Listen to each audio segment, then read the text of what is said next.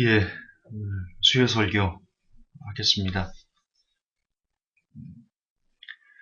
아직도 몸살이 완전하게 완치되진 않았는데요. 그래도 열심히 해보겠습니다. 2019년 적어도 이런 설교만은 피하자라는 제목입니다. 오늘 민수기 14장 28절이 본문인데요. 민수기 14장 28절 제가 대독하겠습니다. 민수기 14장 28절 그들에게 이르기를 여호와의 말씀에 나의 삶을 가리켜 맹세하노라.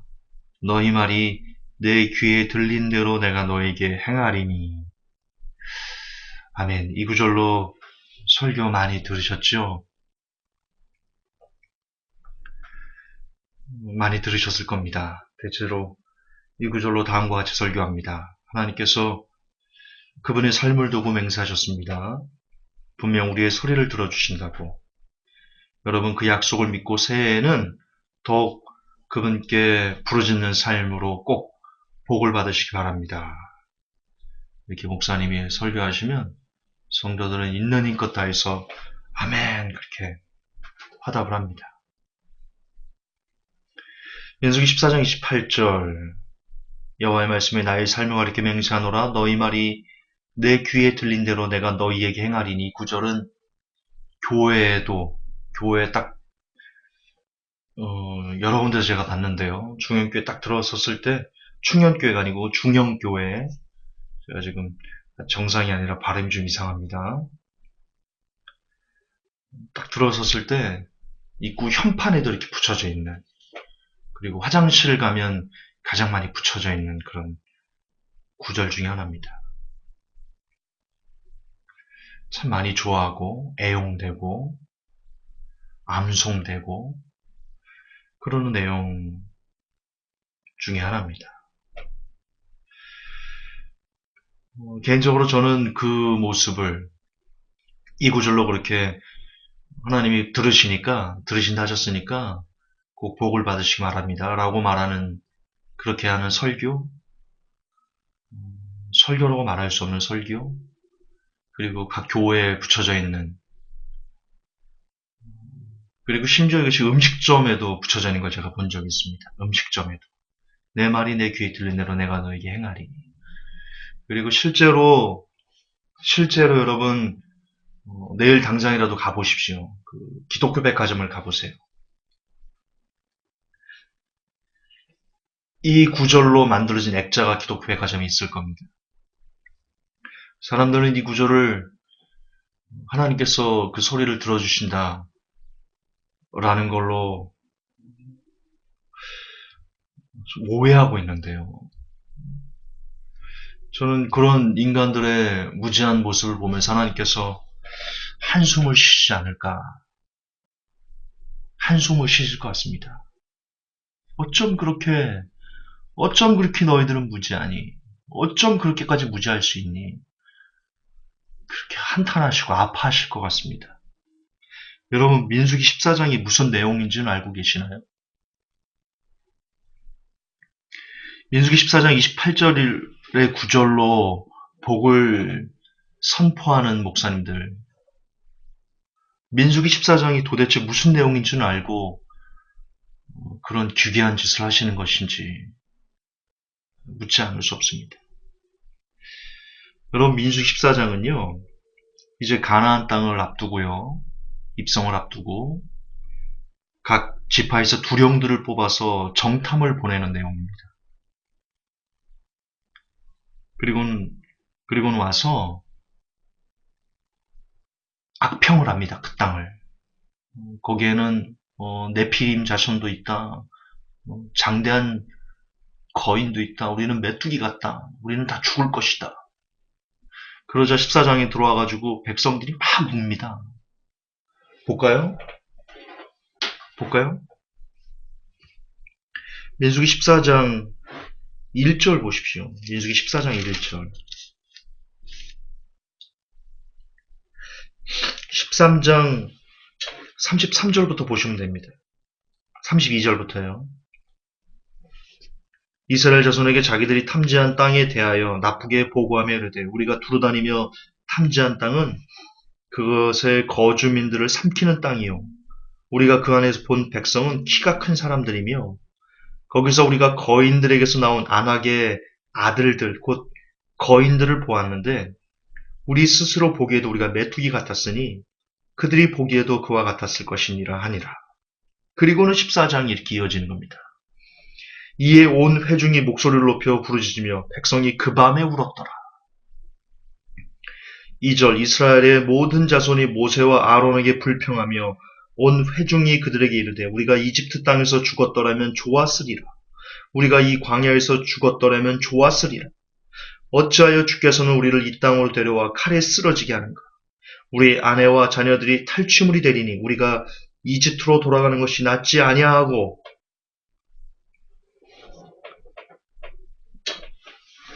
보셨나요? 지금 14장이 무슨 내용인지 보셨나요? 이스라엘 백성들이 하나님에게 원망하는 내용이 14장입니다.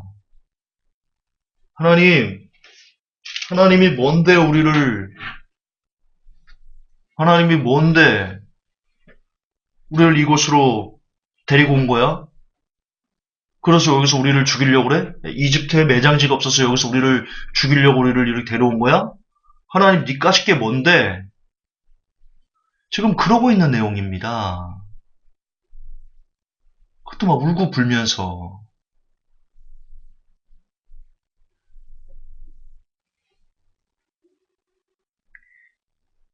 민수기 14장 27절을요. 개역 한글로 보면 이렇게 나와 있습니다. 나를 원망하는 이 악한 회중을 내가 어느 때까지 참으리야. 이스라엘 자손이 나를 향하여 원망하는 바 그 원망하는 말을 내가 들었노라. 그리고 28절이 나옵니다. 그들에게 이르기를 여호와의 말씀에 나의 삶을 가리켜 맹세하노라. 너희 말이 내 귀에 들린 대로 내가 너희에게 행하리니. 그리고 29절에 너희 시체가 이 광야에 엎드려질 것이라. 나를 원망한 자의 전부가 여기 엎드려질 것이다. 지금 그 말이십니다. 그러니까 너희 말이 원망하는 너희의 말이 내 귀에 들린 대로 내가 너에게 행해줄게.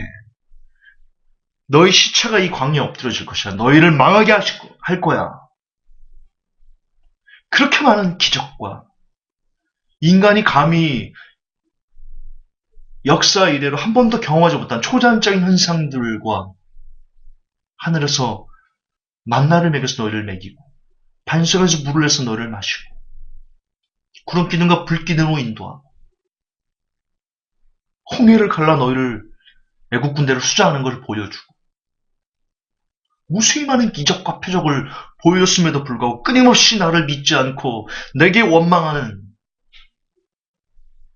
그 소리대로 내가 해줄게. 너희들이 죽을 거라고 했으니까 너희들이 여기서 차라리 우리가 이집트에서 죽으면 좋겠다라고 나한테 그랬으니까 그래 내가 그 들은 대로 너희들 이 광야에서 엎드러지게 해줄게. 하나님을 이렇게 노여워하시는 내용이에요. 그런데 지금 우리는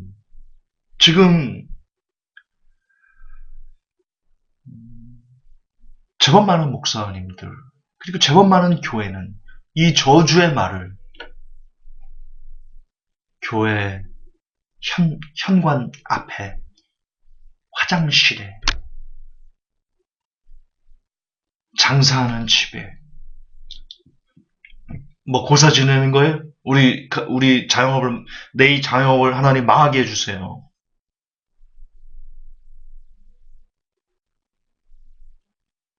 민수기 14장 28절은요. 무시무시한 말씀입니다. 얼마나 무시무시한 말씀인지 감히 읽기도 두려운 그런 말씀입니다. 하지만 목사들은 제법 많은 목사님들은 그 저주의 말씀을 한 구절만 딱 떼어서 천하의 둘도 없는 축복, 천하의 둘도 없는 자유의 말씀으로 바꿔서 성도들을 그 말씀으로 위로하고 성도들의 마음을 어루만진다고 하고 성도들은 앞다투고 그것을 아멘으로 화답하고 있는 이 모습에 하나님께서 아프시겠다. 그 무지한 철없는 행동들을 보시면서 씁쓸하시겠다. 그런 생각을 합니다. 여러분, 이는 목사도 그렇고 아멘하는 성도도 그렇고 이는 하나님의 이름을 망령되이 여기는 죄가 아닐 수 없습니다. 얼마나 목사가 성경을 읽지 않았으며 얼마나 성도가 성경을 읽지 않았으며 이런 참담한 일이 자행될 수 있을 것인가. 지난 7년 넘게 이제 횟수로 8년이 되네요. 2011년부터 제가 설교했으니까 11, 12, 13, 14, 15, 16, 17, 18, 19 횟수로 9년이군요. 그래서 그렇게 됐네요. 9년 동안 한 번 구원 영원한 구원이라는 것과 싸워왔습니다. 칼빈주의가 성경적으로 옳지 않다. 한 번 구원 영원한 구원이 비성경적이다. 비성경을 넘어서 악마가 이야기하는 것과 방불케 한다라는 것을 수백 편의 설교로 증명했습니다. 팩트니까요. 지금도 제 설교 1000편이 넘는 설교 중에 구원 관계되는 설교가 500편 이상 될 겁니다. 직간접적으로 연결되어 있는 것을 따지자면 거의 600편 가까이, 아니 60% 가까이는 구원과 관계된 설교일 거라고 생각을 합니다. 근데 제가 한 번 구원 영원한 구원들을 깨부시는 일을 하다가 발견한 게 있습니다. 무엇을 발견했냐? 한 번 구원 영원한 구원을 오해해서 설교하는 대다수가 바로 이처럼 한 구절만 떼어서 해석한 참극이라는 것입니다. 한 구절만 떼어서 설교하는 것만 없었어도 한 번 구원 영원한 구원 따위는 나오지 않았을 것입니다.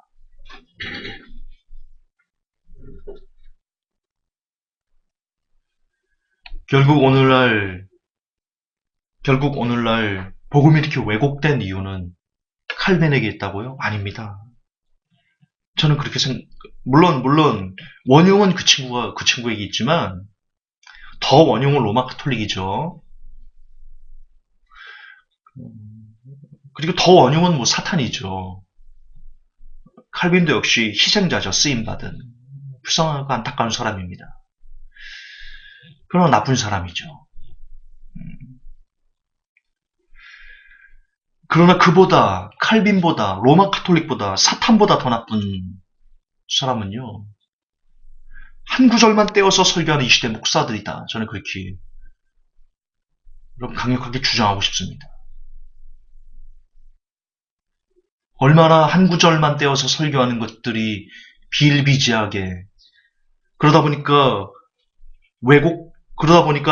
성경 전체를 이야기하는 것이 아니라 거기다 내 생각을 집어넣고 온갖 사회의 인본주의를 집어넣고 복음이 변질되는 것입니다. 오늘날 한국교회를 개독교회로 만든 것은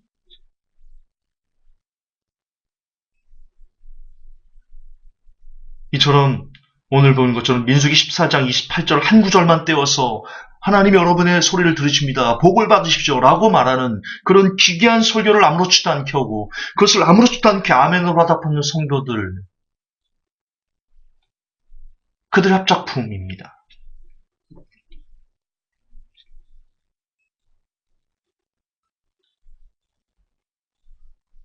여러분이 2019년 제 설교의 그 제목이지만 적어도 이런 설교만은 피해야 된다. 무슨 설교냐면요. 한 구절만 떼어서 그 한 구절의 의미에 몰두해서 거기에 살을 붙이고 인본주의적으로 막 갖다 붙이고 그래서 성경이 그 한 구절이 성경에서 어떤 의미를 갖고 있는지를 전혀 파악하지 못한 그런 내용의 설교만큼은 여러분 피하셔야 됩니다.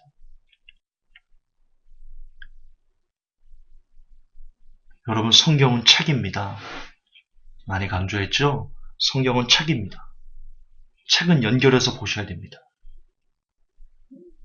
아무리 목사님께서 한 구절만 떼서 설교한다 할지라도 그 설교 내용이 한 구절에 집중되어 있으면, 그래서 여러분이 직접 전후, 좌우, 앞뒤 문맥, 그리고 적어도 한 장, 두 장, 그 한 구절과 관계된 적어도 앞뒤로 한 장, 두 장씩은 보셔서 그 한 구절이 과연 그 문맥 가운데 어떤 의미인지를 확인하고 한 구절에 집중해서 설교하는 것은 오케이. 그러나 문맥무시, 뜻무시, 그저 한 구절 떼어서 입에 맞춘 듯 내 설교를 위해서 성경 구절을 쓰는 이런 설교만큼 여러분이 피하셔야 됩니다.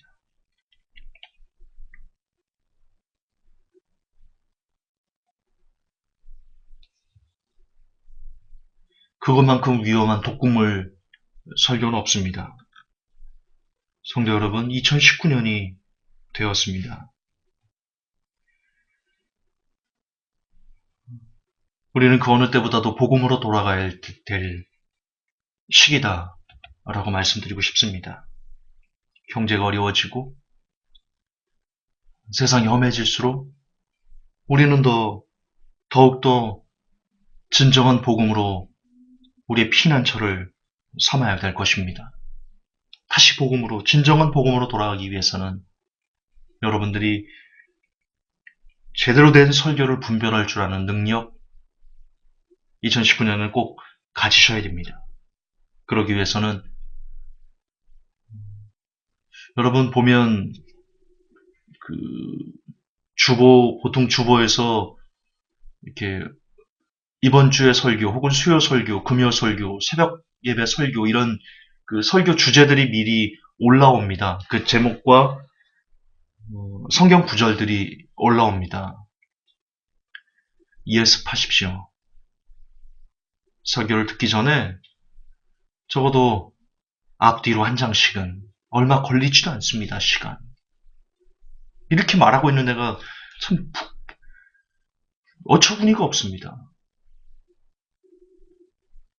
생명의 말씀을 듣는다면서, 생명을 위해서 왔다면서, 자기 생명을 위해서 그 5분도 희생하지 않는 그것이 너무나 당연스러운, 일주일 내내 성경 하나 읽지 않고 예배당에 앉을 수 있는 그 귀한 양심,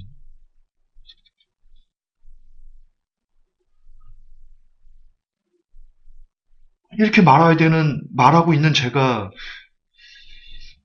이게 참. 2019년에는 그러지 맙시다, 우리. 여러분의 영혼이 달린 문제입니다. 설교 하나를 잘못 들으면, 왜곡된 설교 하나를 잘못 들으면 여러분의 구원관이 삐뚤어지고요. 여러분의 영혼이 존벌레에게 먹혀버립니다. 누르기 없는 진정한 복음을 위해서는 한 구절만 떼어서 뜻을 왜곡하는 설교를 여러분들이 가차없이 떼어버려야만 하십니다. 그러기 위해서는 먼저 성도 여러분들이 먼저 깨어서 눈을 바짝 뜨시고 정말 목사님이 한 구절만 해석하는지 아니하는지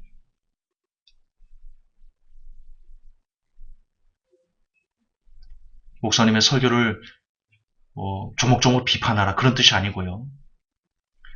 적어도 왜곡된 설교는 목사님께서 하지 않으실 수 있도록 성도들이 그렇게 깨어서 예를 들어서 14장 28절로 여러분 복을 받으세요라고 하는데 어떤 성도가 이메일로 목사님 그것은 민수기 14장은 이런 내용이지 않습니까? 여기에는 하나님의 축복이 하나도 없는데 어떻게 그 한 구절만 떼어서 그러실 수 있습니까? 라고 그렇게 누군가가 조심스럽게 메일을 그 목사님에게 보냈다면 그 목사님은 두 번 다시 한 구절만 떼어서 뜻을 왜곡해서 설교하는 그런 일을 하지 않으실 겁니다. 그런데 목사님이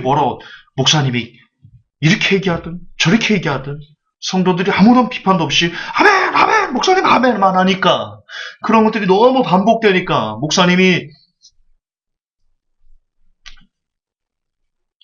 긴장감을 텐션을 잃어버리고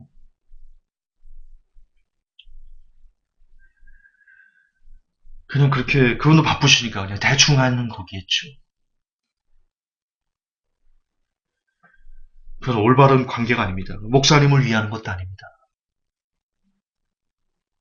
예, 성도 여러분이 달라지셔야 됩니다. 2019년에는 정말 여러분의 영혼을 위해서 여러분 스스로가 달라지셔야 됩니다. 여러분 스스로가 늘 말씀을 가까이 하시고 늘 설교 들을 때 앞뒤로 그 문맥을 파악하시고 그 문맥에서 벗어나면 조심스럽게 목사님에게 목사님 이거는 이런 의미 같은데 어떻게 생각하시는지요? 이렇게 메일을 좀 보내고 그래서 목사님께서 그렇군요. 제가 미처 시간이 없어서 한 장만 봤는데 그 다음 장을 보니까 이런 내용이 이어졌었군요. 제가 주의하겠습니다. 이렇게 목사님은 겸손하게 실수를 인정하고 누구나 다 사람이잖아요. 목사님은 무슨 로버트입니까? 목사님도 사람인데 실수 얼마나 많이 할 수 있어요. 저는 설교 때 무슨 실수 안 하나요? 저도 지난 제 설교 돌아보면 부끄러운 게 엄청나게 많아요. 이 의미보다는 이렇게, 이 의미가 더 좋았는데, 뭐 이런 것도 많고요. 그리고 지나치게 시한부적으로 설교한 거 제가 얼마나 많이 후회하고 있는지 모릅니다. 저 시한부 설교자였습니다. 공개적으로 다시 한번 사과드립니다. 저 때문에 많은 분이 피해를 입으셨을 겁니다.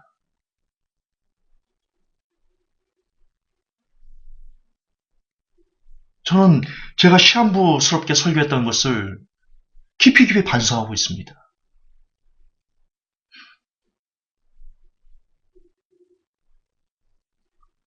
그리고 다시는 감히 그딴 짓 하지 않아야지. 예수님이 언제 오실지 어떻게 알아요? 나 같은 게. 나 같은 게 무슨 예수님이 오시는 것을 분석을 해요. 있을 수도 없는 교만을 떨고. 참 죄송합니다, 여러분들에게. 부끄럽습니다.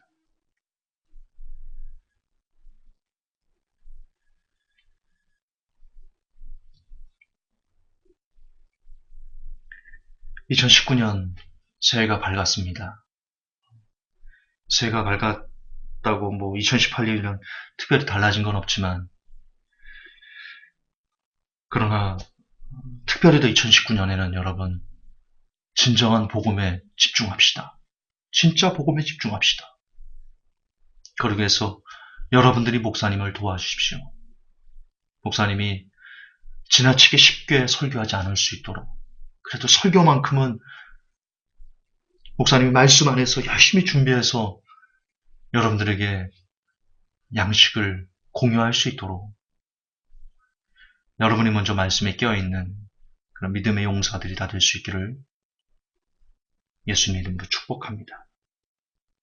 부디 2019년 적어도 한 구절 떼어서 설교하는 그런 설교만은 피하시기를 예수님의 이름으로 축복합니다. 하나님 아버지, 우리를 불쌍히 여기시고 긍휼히 여기시고 한국교회를 향한 노여움을 조금은 거두어 주옵소서. 하나님, 우리 성도들이 더 많이 말씀에 장성하게 되어서 한 구절만 떼어서 설교하여 하나님 뜻을 왜곡하는 안타까운 일들을 막아낼 수 있는, 방어해낼 수 있는 그런 참된 믿음의 지식을 쌓아가는 하나님의 백성들이 다들 될 수 있도록 2019년은 그런 장성한 믿음들을 가질 수 있도록 우리 하나님 돌봐주시고 불쌍히 여겨 주옵소서. 걸어가신 우리 주 예수님 이름 받들어 감사하며 축복하며 기도하옵나이다. 아멘. 주님 감사합니다.